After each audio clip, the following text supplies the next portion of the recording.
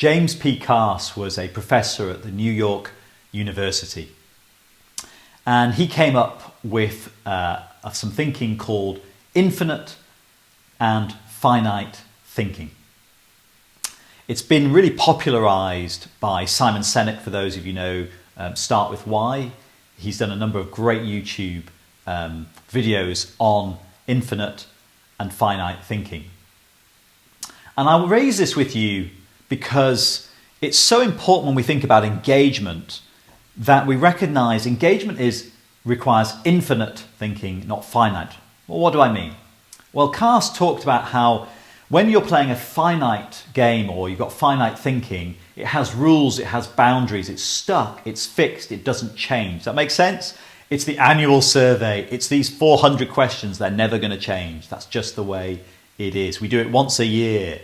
We get it back 3 months later. It's all finite, it's all fixed. Whereas infinite thinking is where there is no boundary, there is no fixed framework. It can always change, it can always grow, it's always moving, it's always evolving. You need to think of it as it's like this right now, but it's likely to change in the future. And I think that's exactly what we need to think about when it comes to engagement.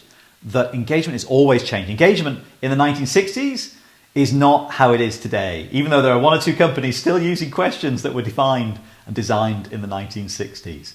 And engagement in the 2010s is not engagement today because we've had COVID, we've had a major global pandemic, and it has shifted and moved engagement. I'll give you one example. Well-being is now much more of a factor than it was previously. It was there, it was part of engagement, it was part of what engaged people, but at a much greater level now because of the pandemic.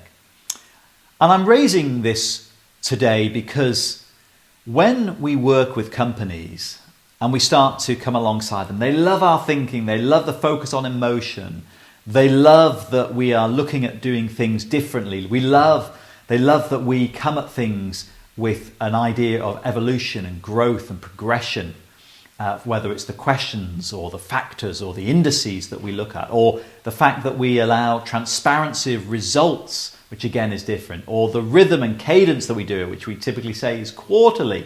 But again, over COVID, we had infinite thinking. So we said, hang on, we've got to go to weekly because you need to know how your people feel today and this week and the following week because it's a really precarious time.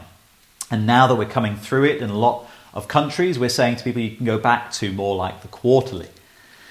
But they get a little bit nervous because they like the idea of the infinite thinking, but they also want to know, well, hang on, shouldn't it all be fixed and solid and stable? And we want to say, trust us, partner with us, and we'll take you on that journey. Because yes, there are some things that are fixed, such as we are going to ask your employees questions.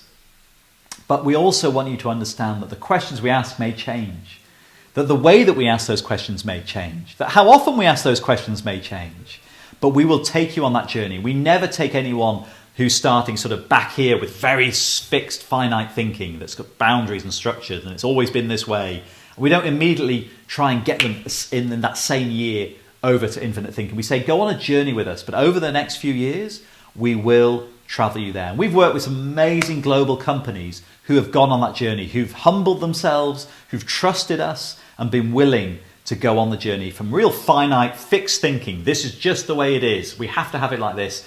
And they've let us take them on that infinite thinking journey. We'd love you to be one of those too.